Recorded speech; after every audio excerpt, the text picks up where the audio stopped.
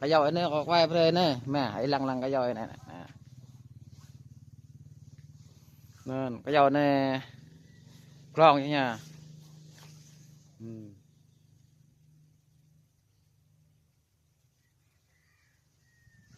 kita nhập đã nuôi ta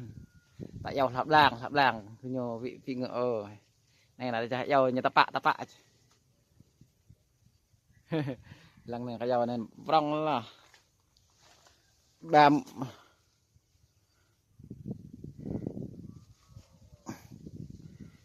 20 25 25 30 lại này 30 này lại này 30 lại này 30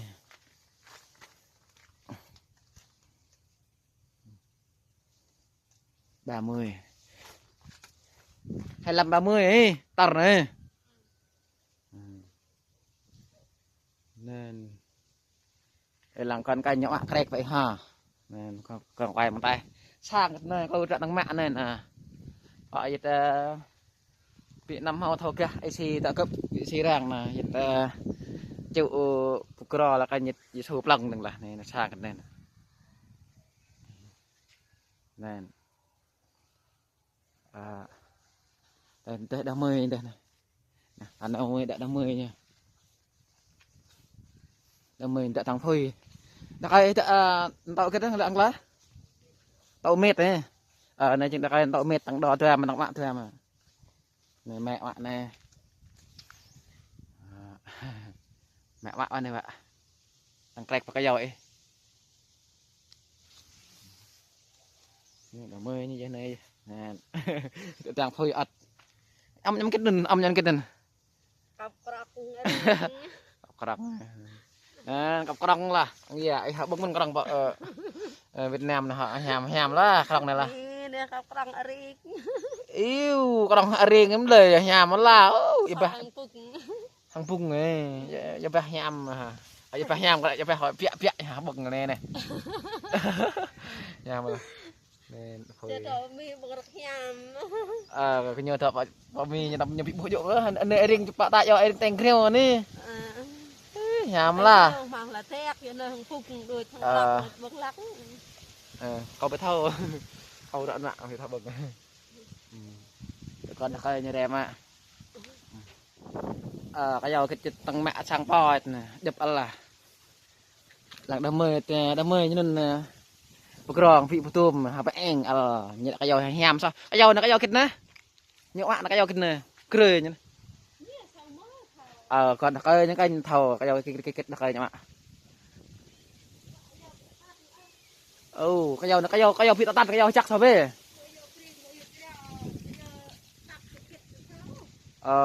nhậu bạn là cái dầu tạt lăng chập là bị màu châm muột như này tôm thôn với ít cho nè cái dầu này vít vẫn là mẹ là cái dầu này như đã tao màu lỗ thôn luôn này khá màu mọt thế này đúng bà đám cái dầu này nó ngon ạ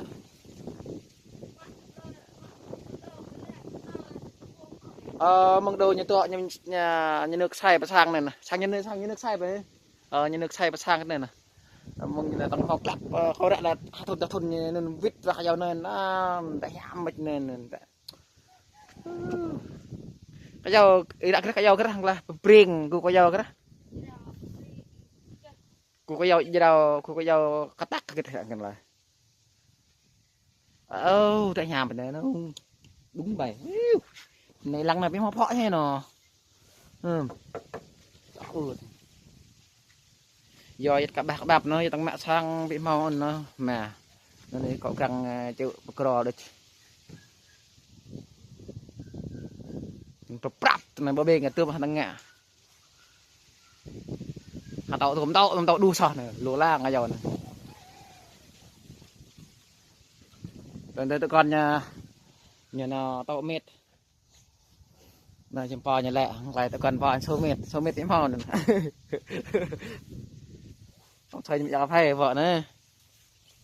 nên đo vậy đo cái đá hoa này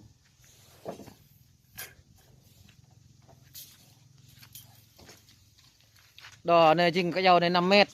mẹ này chính là có chất dầu tháp làng mà dầu mẹ tăng bị dầu mẹ nó đang thâu gò kiệt tăng nhẹ nhầm thiệu đi cái vợ nhà thiệu chọc lại nha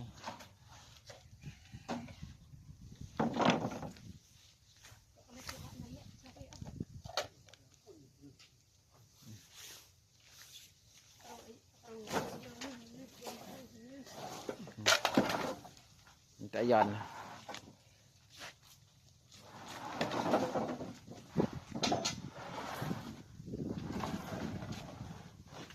cái dầu này cái dầu bòi thằng mẹ sang bà đam ấy hai cái cật ở ấy nhưng bà hành an toàn rồi này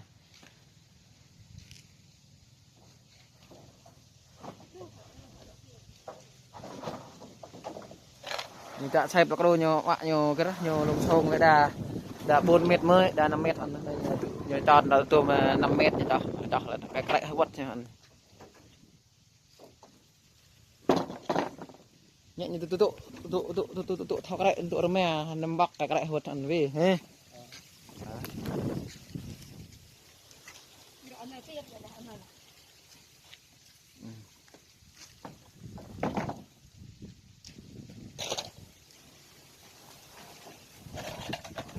hai bốn sáu tám 10 2 4 6 8 10 chỉ nhờ theo lúc bắc đu phải theo lúc bắc tắc đạch che đều nhà thành nên đu phải về theo lúc bắc 5 mét là chính là cái lại vật đi nó phê nên là đây là cọ này phê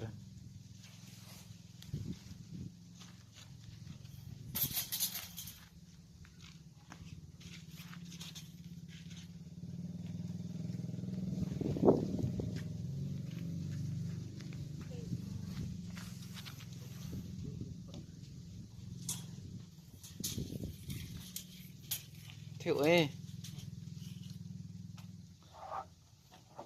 đi cái cho riêng 5 mét phải là 4 mét mới phải là hắn tại cái nhọc này này xếp tấm lum nó nhờ cái nạp ấy tao được đấy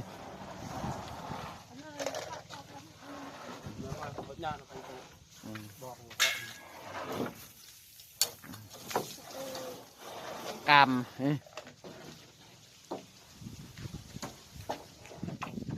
cam này con này hình mọt con mọt rồi nè cam tè này cam tè rồi nhờ bây chắc cụt rồi ôi chết này coi tụ này bạn này hai mọt an toàn nhất đấy bây giờ mà nè này sâu vẫn khắc sâu với tạ tân này sâu tạ tân cái này mà tả là cái này lề vạ bằng nhẹ vì nè này vạ bằng nhẹ sâu với chắc chắc sao rồi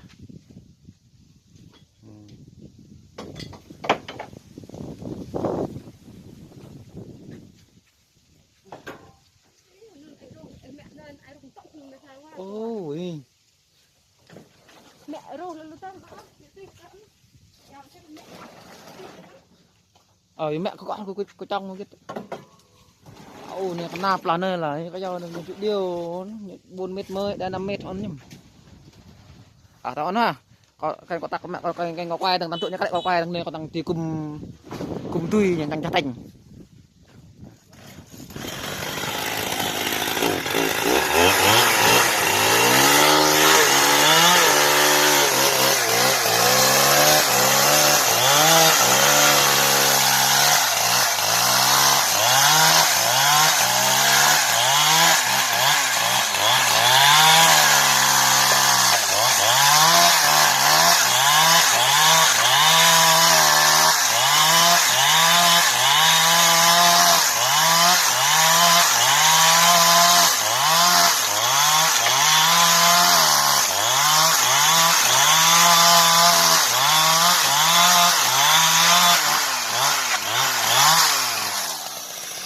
tắc mẹ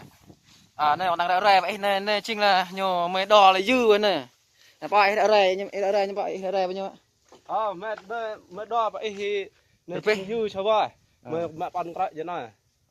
nơi con mẹ đo con thằng cái gì này thằng ấy là đu hồi này mới đo pe là bao dư là chừng nhà thành 2 mét đúng 2 mét rưỡi tôm phân đâu à dẹp thành 2 mét 2 ấy thành 2 mét rưỡi từ thêm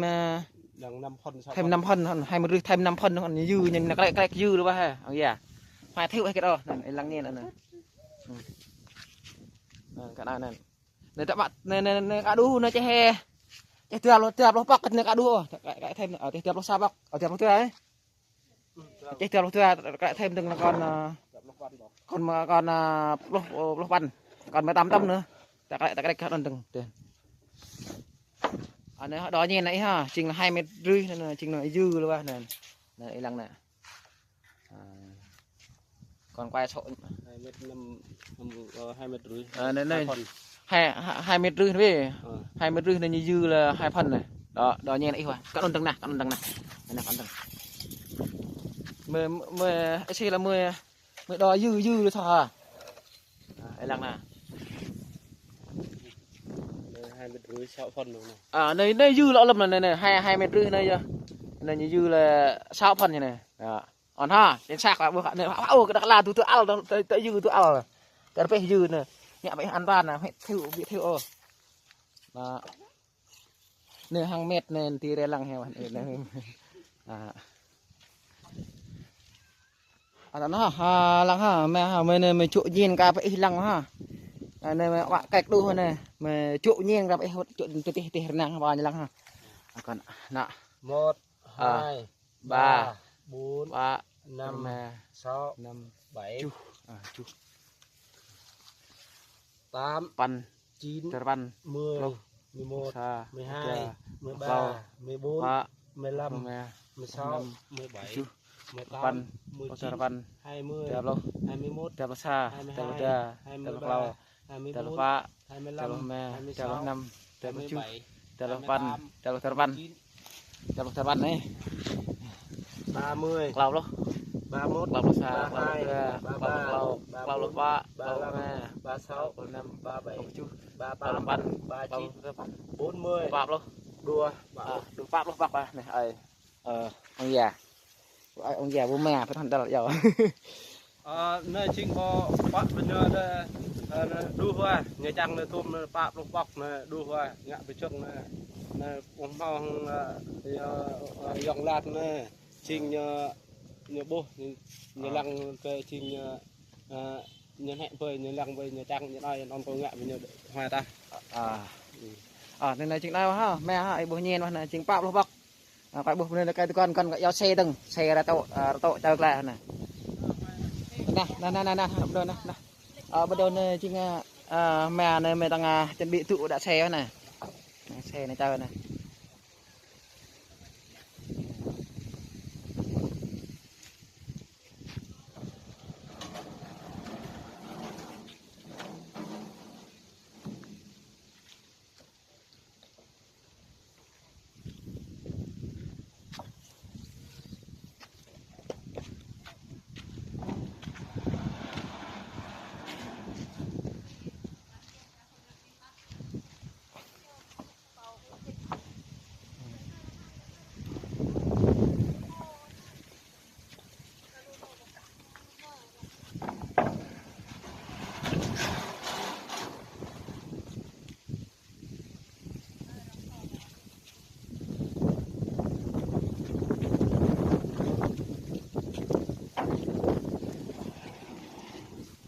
Kalau belap tut lah, kalau belap tut.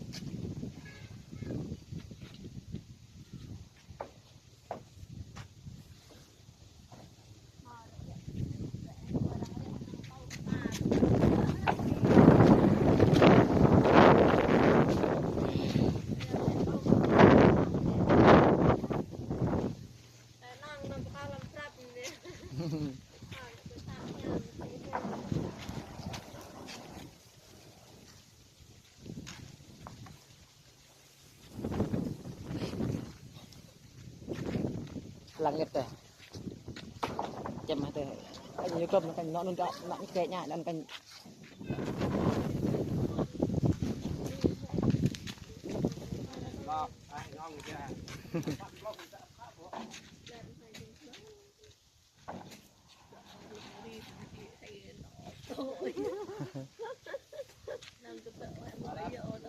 rồi được rồi còn nè mẹ ngàn mưa tăng phạt lại hả thằng rình nào anh ha anh ha nè thằng mười nè nè thằng mười như này mình đi nè đi xe nè bắt đầu nè đi xuất phát đi lăng tưng thôi cả nhà đặt đoà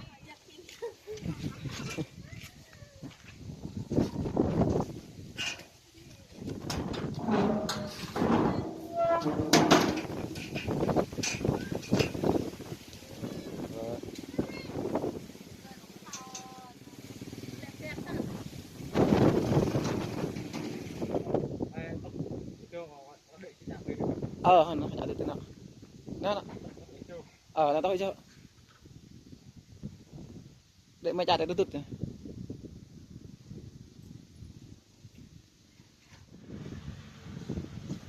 trời xe đệ vào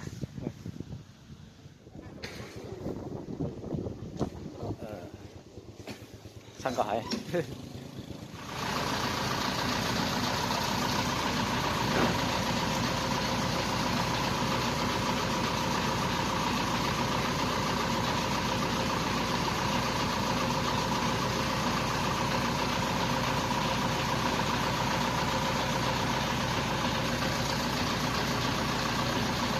nè bắt đầu đi thôi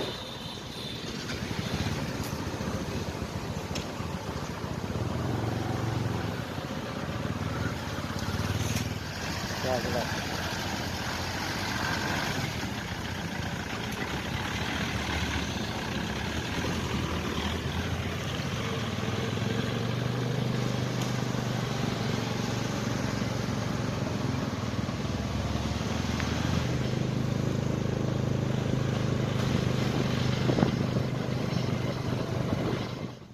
nơi mà con tàu mới con về quay về ấy nữa mẹ giờ em quay lạc đã phân nụ nữa nên phân nụ này à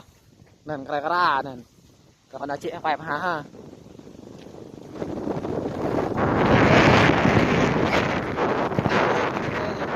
đã nâng đi đem nạn nữa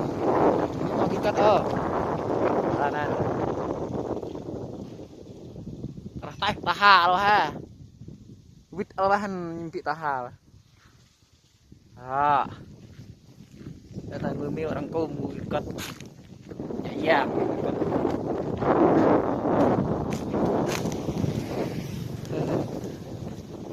nè tay bắt nó về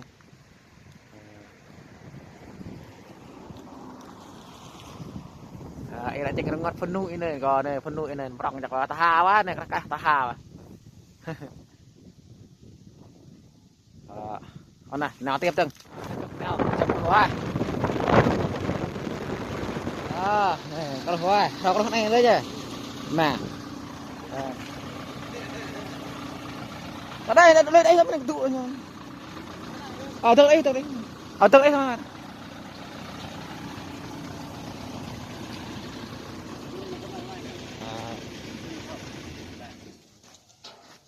thôi mày đây đừng tắt cho nó đây là anh em này biết đi vào về thôn này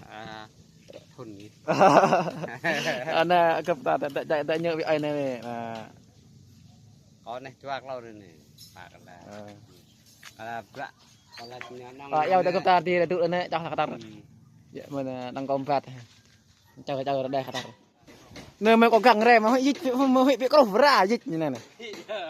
này chính này như tận tụ cái giờ và cái này hoài là về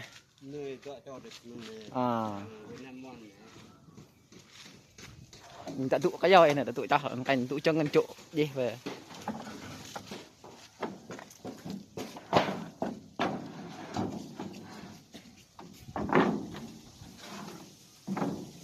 nên mới đây lan tắt hơi vét cái công an đây xa cái tên cái nhạc cá chực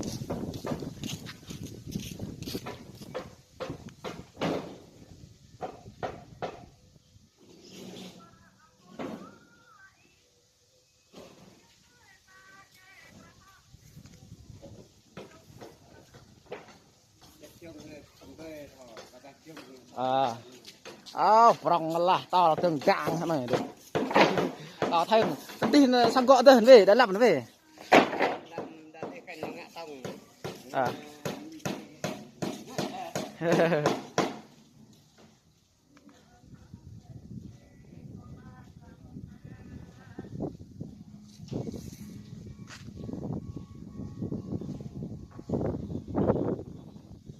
lăng sạc ấy các bạn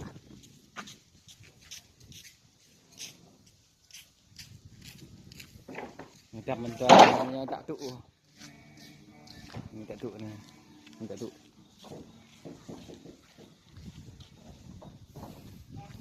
mà đẹp lao châu rồi chứ nè đâm mưa có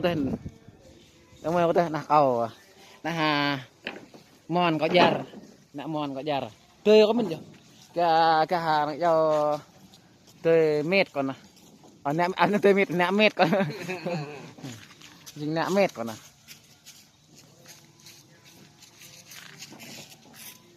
chạy tụ chọc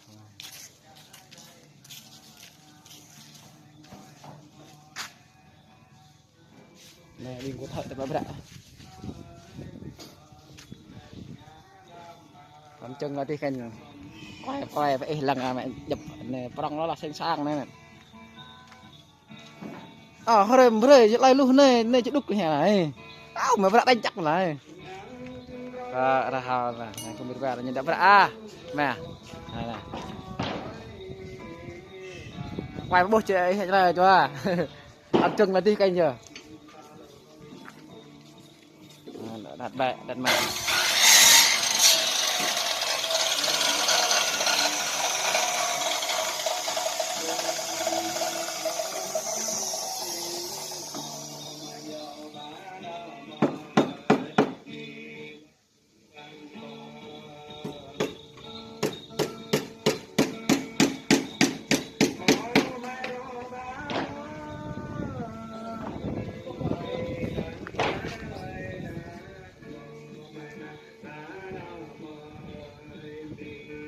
Wah, tak baca Cok cak ni memang baca Kok play này mà đi. Play ring ấy. Play ku yang lên đi. Có bài nào nè. Liệm sang quá.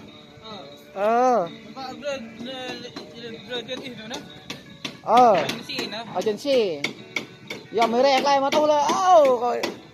bị đu rồi thằng lẹ cho vĩ mô trên mông này em mới lẹ bị cái đầu cả đó chỗ là cái chân này chỗ là ngàn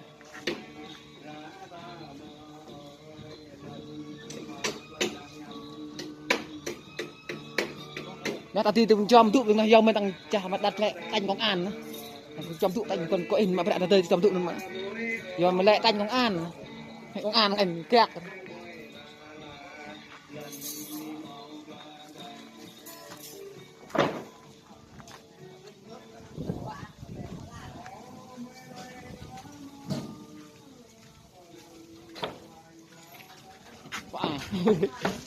như lẹ là bắt sang rồi nhưng mà hả nằm được con như bơ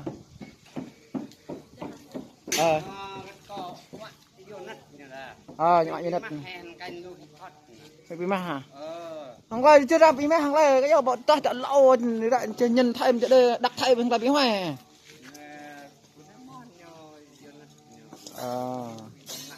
vô nát này vô chị chặt nên nè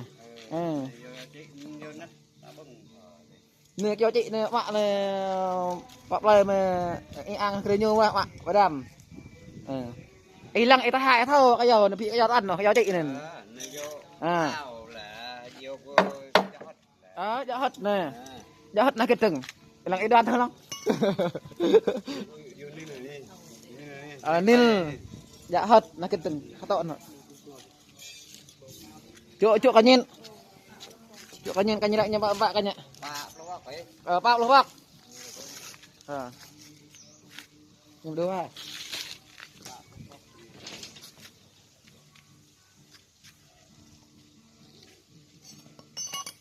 đúng men hả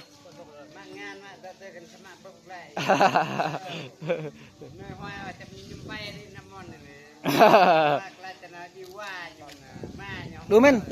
Đu à. Lên mệt lên này over quá, biết quá nên. Biết lên này. Này. Yang cai dah katar nih. Mon cái jar nih.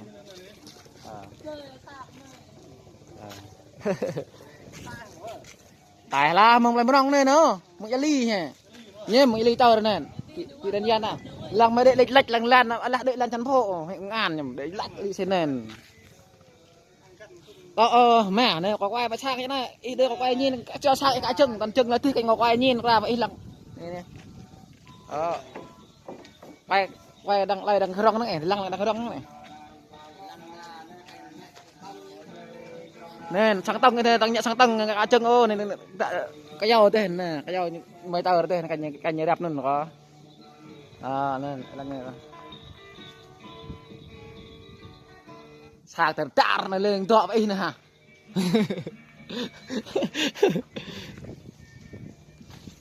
hồi nữa mời thằng công lẹ quá nhá đông mặt đặt là công an đông dòng lên cho dòng lên re thằng công họ chơi bọn dòng lên bị lẹ phí rè rồi phải không bữa trên thì pha là cái mới bưng phơi được đàn hành khát một vị mà cái đây nữa nào cái này nè nó nghe là gì bị bao người ông dòng lên nhìn tận vi văn nhìn tận lo công việc nhỉ tăng nhẫn nhỉ cho một từng này lại ba này tấm nè gặp em mà trăm hai nữa cần một phần thường á con nam mòn là cái cần chụp bên như này bây giờ lên lắm đông để lắm đông nó chụp nào mình để một từng này chẳng chắc na lẽ bye nét jar tak xe còn nói với thầy cấp ta cho nên cầu chờ đây cái dầu mẹ có hành trình bọc đại từng này trình là đúng không mẹ lẹ này tầm dòng lên phi văn đần nhớ cứ mẹ trên và mẹ đọc sang cành mẹ lẹ mẹ họ thời mà bồng thơ mà cành bên mẹ lô ấy họ còn chờ phi anh cứ này này mẹ lẹ này xa cái này sang này sang chừng là đi cành nôn loa nè đi về nè bye bye các ta lăng vậy đăng theo dõi kênh câu vậy bấm đăng ký subscribe kênh nha bấm chuông để nhận được thông báo video mới nhất từ Sài Lan nha cả nhà nhá giờ Sài Lan này đến lúc chào tạm biệt cả nhà bye bye cả nhà nhá bye bye đây xe này xe có đồng đây này cái chờ là cái dầu cả nhà đóng kênh mới nữa nhá bye bye